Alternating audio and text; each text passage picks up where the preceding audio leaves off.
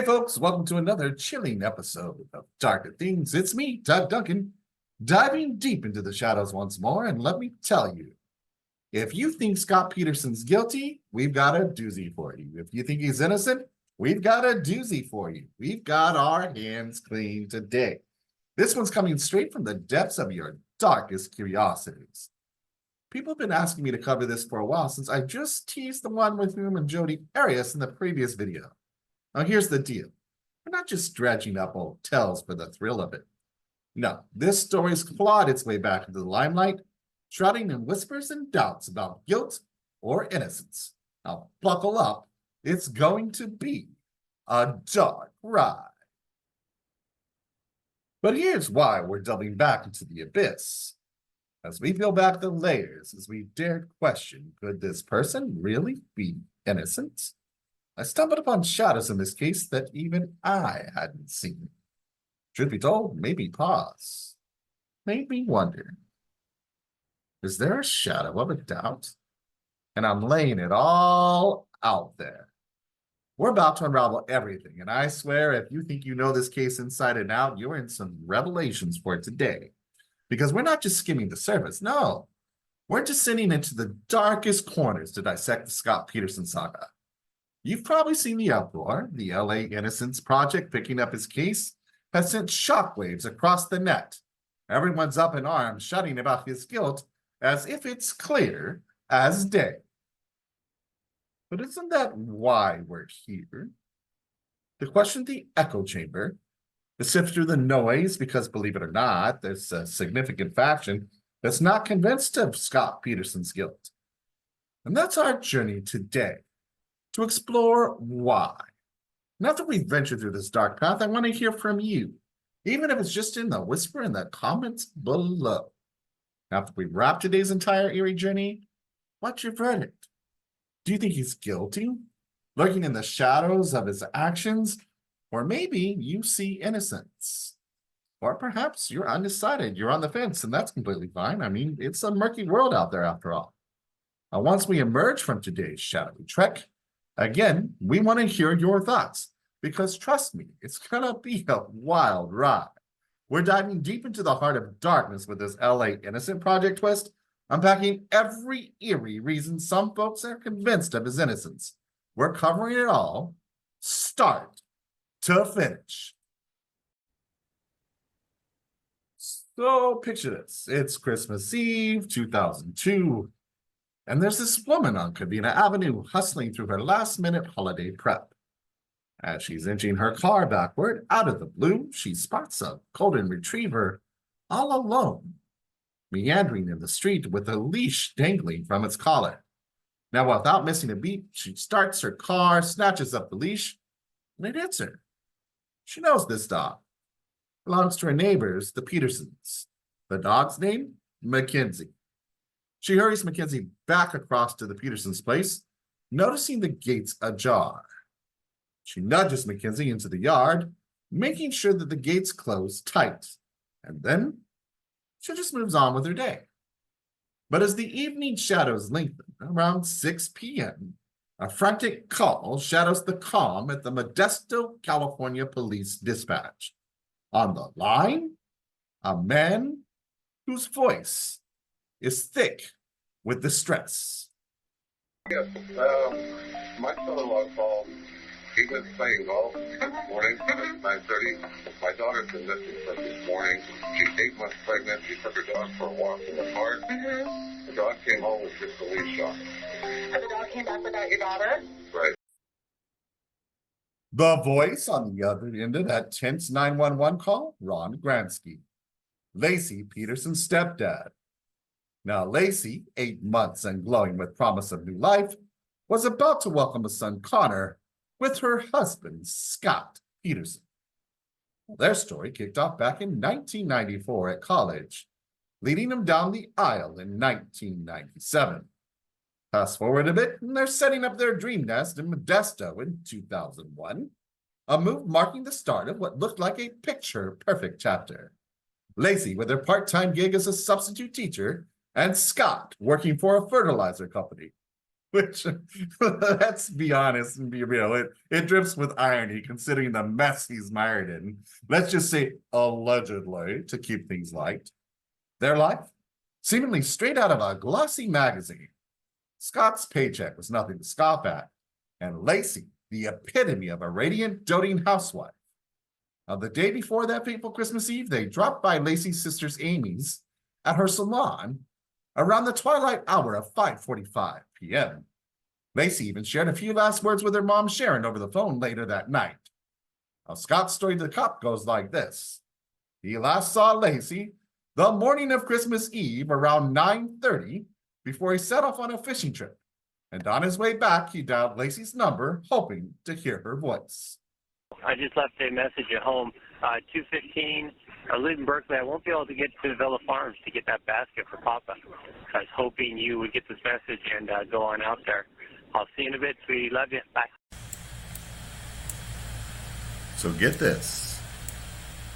Scott rolls back from his fishing escapade to find their golden retriever Mackenzie chilling in the backyard, all dolled up in mud. Lacey's ride is parked right there in the driveway, but the place? Cricket, cricket, dead silent. So Scott, fresh from a quick shower and change, hits up the neighbor's place, kind of like, hey, see my wife anywhere? No dice, but here's the kicker. A bunch of neighbors did catch sight of Mackenzie roaming free, timing her solo adventure between 10:15 and 10:45 that morning. And that includes the Good Samaritan neighbor who scooped Mackenzie up and secured her in the backyard. Now, with Lacey off the radar, Scott's next move around 5:15 p.m. is dialing Lacey's mom, thinking maybe she scooped Lacey up for a day out, which would explain why the car's still there. But Lacey? Nowhere near her mom. And that's when Lacey's stepdad Ron hits the panic button and dials 911 to report her missing. Now, little did anyone know that this case was about to explode, grabbing headlines worldwide, turning into a full-blown media frenzy. So what went down that eerie Christmas Eve, the day Lacey vanished into thin air? Scott's side of the story has him prepping for his fishing trip, while Lacey's in the kitchen, eyes glued to Martha Stewart, whipping up a meringue. His plan? Hit the warehouse, grab the boat, and make for Berkeley Marina. Before he bounces, Lacey's talking about baking cookies, mopping the floor, taking Mackenzie for a stroll in the park, just a regular day in the Peterson household. But after reaching out to Lacey's mom and the swift 911 follow-up, cops land at their doorstep. There, they find Lacey's essentials: her wallet, her sunglasses, purse, keys, plus her daily bling, her diamond necklace, her sapphire ring, her wedding band. They're all untouched. Red flags for Lacey's family and the cops. It's clear Lacey didn't step out by choice. But then there's the puzzle of the mud-splattered Mackenzie, wandering solo with her leash on. If Lacey never left with Mackenzie, how did the dog end up outside? Only Scott had laid eyes on Lacey that day, leaving everyone clueless about her whereabouts. And with that, the search kicked in to high gear. For being here and helping us trying to find our daughter. And we'd just like to send a message out there that whoever has her, please, please, please let her go. Bring her back. We love her so much. We want her back. Please, let us have her back. Yes. We want her and our grandson home safely and immediately. So please bring her back to us. At the start, Lacey's family couldn't fathom Scott being tangled up in her disappearance. They saw him as a top-notch, the perfect other half to Lacey. They were all buzzing about welcoming little Hunter, and their lives seemingly blossoming in their prime. Lacey, just 27, embodying youthful vibrancy. Scott, not an ounce of suspicion was cast his way. But that shimmer of innocence didn't last. Cracks began to show with Scott's tales not quite alike, setting off alarm bell. I mean, from the get-go, the cops had their sights on Scott. The standard procedure means you eye the spouse, especially when he's the last one to have seen Lacey. Now let's dissect the timeline, painting a picture of their last known moments before darkness entered their lives. The day before the storm, they swung by Lacey's sister's Amy's salon for a trim and some hair curling lessons. Scott, eyeing a golfing daybreak, left Amy with a snapshot of Lacey in a tan and floral attire, while he recalled her later on slipping into blue PJs that night.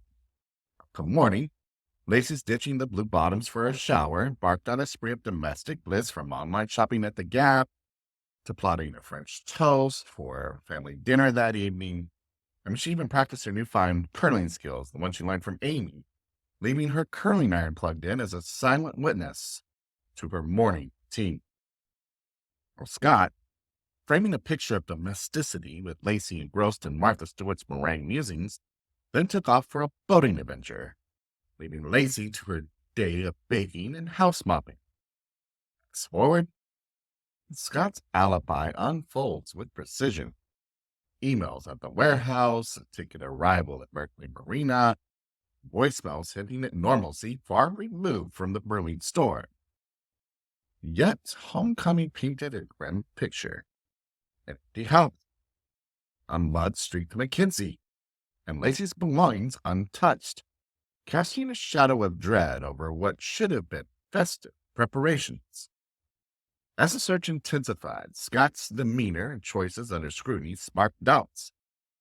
His refusal of a polygraph, his lack of urgency in Lacey's search, and peculiar inquiries about Dapper dogs only deepened the mystery.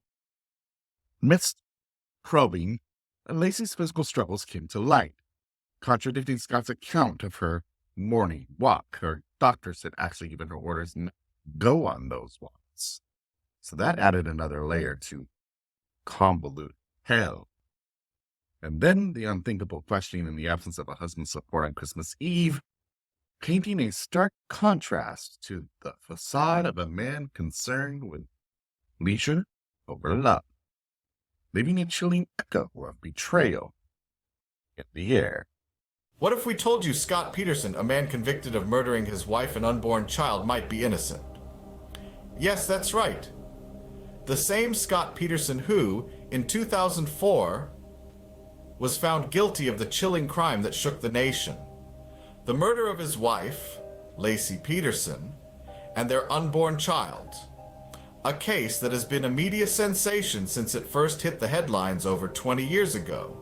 Scott Peterson's tale is one that's been told and retold, often with a focus on his guilt. But today, we're going to take a different approach. We're going to delve into the possibility of his innocence.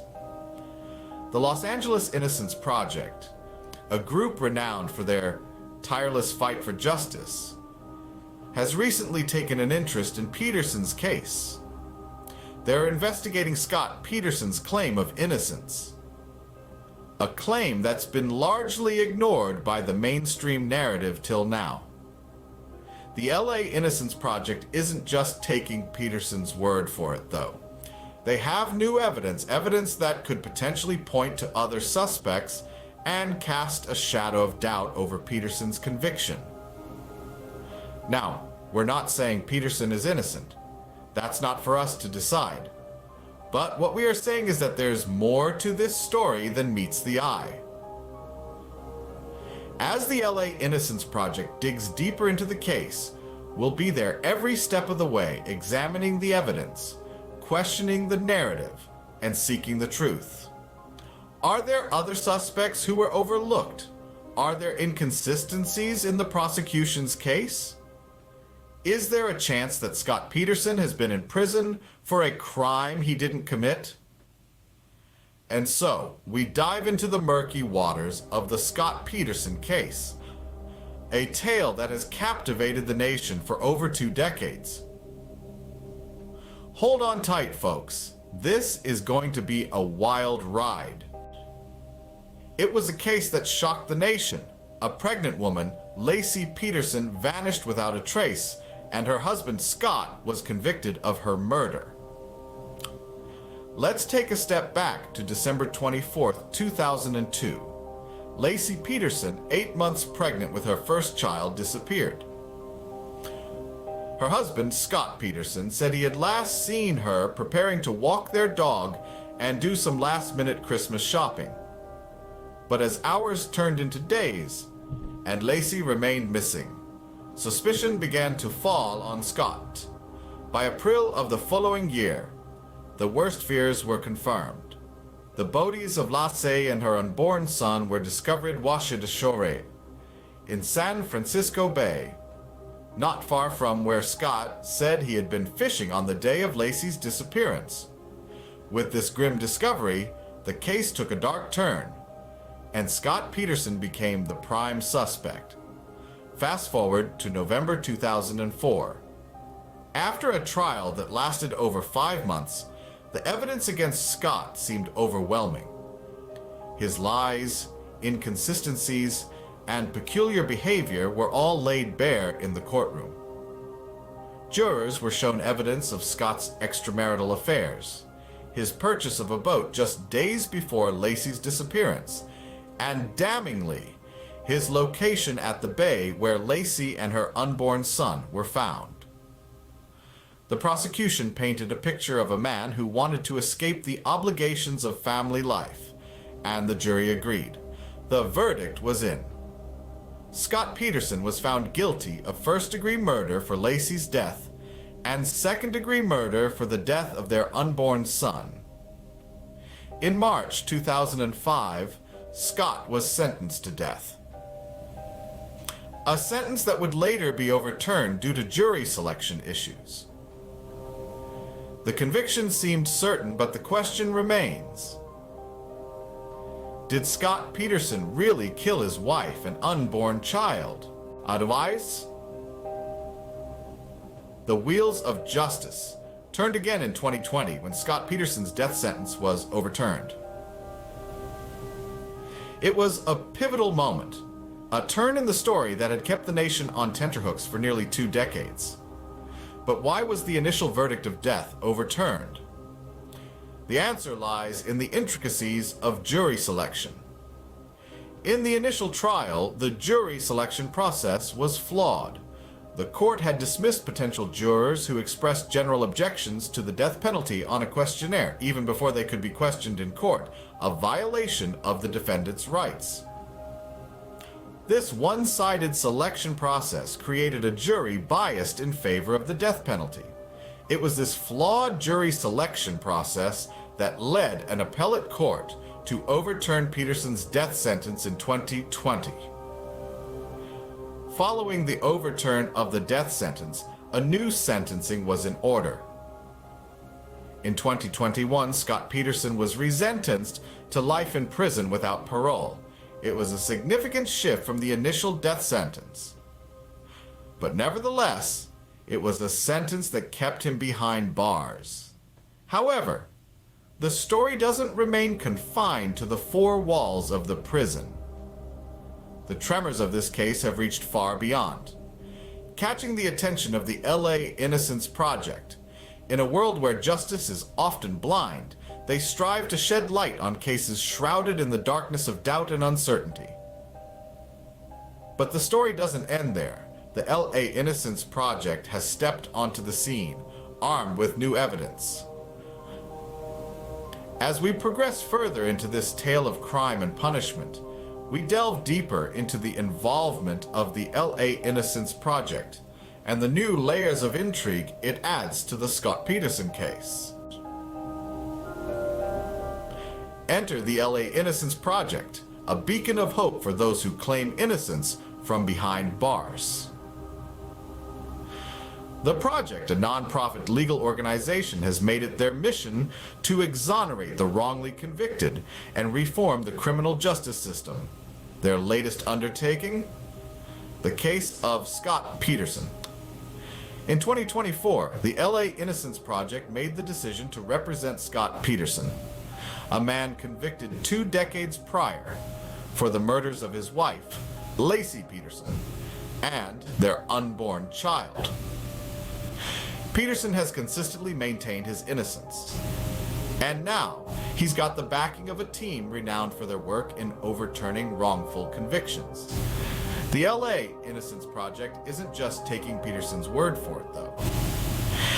They claim to have new evidence in their possession. Evidence that could potentially point to other suspects.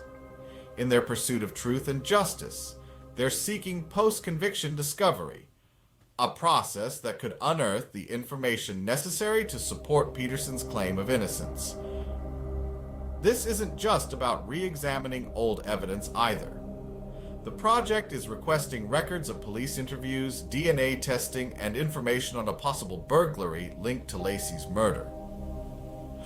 They're looking to leave no stone unturned to answer questions that have remained unanswered for years.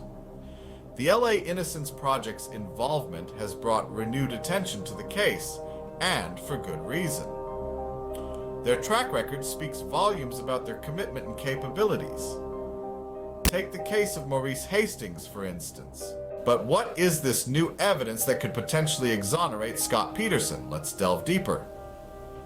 Now, the Los Angeles Innocence Project, or LAP, is known for its rigorous scrutinization of cases, and the Peterson case is no exception. They've unearthed some intriguing leads that they believe could potentially point to Scott Peterson's innocence.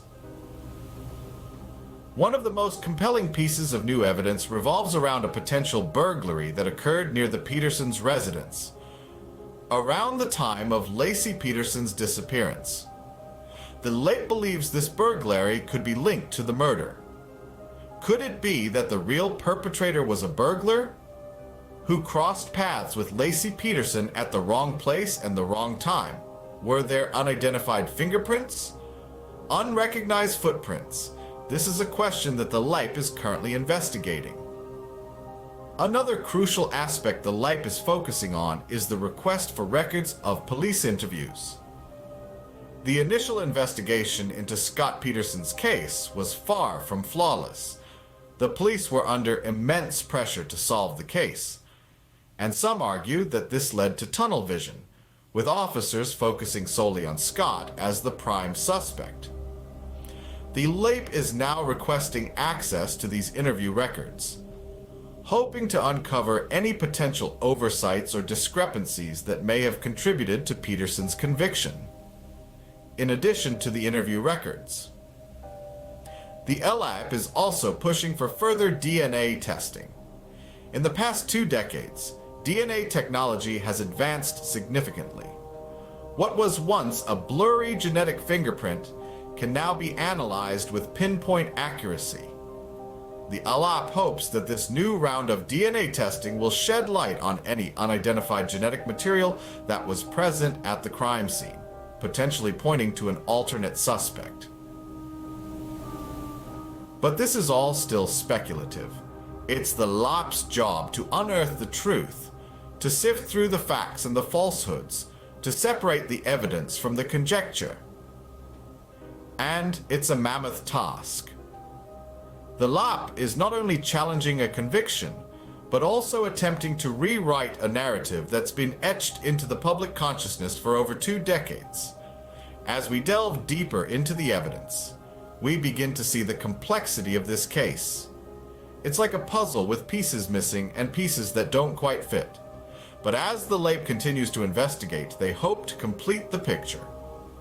And that picture may very well prove Scott Peterson's innocence or affirm his guilt. As we sift through the evidence, the question lingers. Is Scott Peterson truly innocent? As the LA Innocence Project fights for Scott Peterson's innocence, the world watches with bated breath. This high-profile case, steeped in mystery and controversy, has once again captured global attention. Peterson, convicted in 2004 for the murder of his wife, Lacey, and their unborn child, has always maintained his innocence. Just to recap, Peterson's initial death sentence was overturned in 2020 due to jury selection issues. He was then resentenced to life in prison without parole the following year. A twist in the tale occurred when the LA Innocence Project took up Peterson's case, claiming to have new evidence pointing to other potential suspects. The LA Innocence Project is now working tirelessly, seeking post-conviction discovery to support Peterson's claim of innocence. They are requesting records of police interviews, DNA testing, and information on a possible burglary linked to the murder. The authorities, however, have not yet determined how, where, or when Laci Peterson was killed.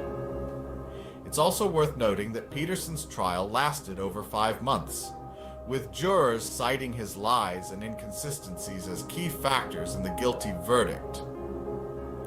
Peterson's attorney and the LA Innocence Project are now joining forces, attempting to clear his name. This case is a stark reminder of the importance of thorough investigation and fair trials.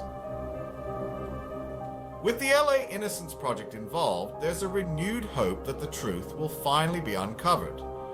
As we wait for the next chapter in this saga, one thing is certain. This case has and continues to grip the world, raising questions about our justice system and the relentless pursuit of truth. Whether Scott Peterson is innocent or guilty, this case serves as a stark reminder of the importance of thorough investigation, fair trials, and the relentless pursuit of truth. Thank you for choosing to watch Darker Things. It certainly was an interesting topic we had today. Now, if you found this video intriguing, and you haven't already done so, we invite you to hit the subscribe button, hit that bell notification so you don't miss any of our journeys into the dark. And give us a comment below. We'd like to hear from you. Do you think Scott Peterson is innocent? Do you think he was wrongfully convicted? Or is he guilty? Or are you somewhere in between? Again, let us know in the comments below. We want to hear from you. As always, I'm your host, Doug Duncan, with a reminder that once you enter the dark, you may never beat the sick.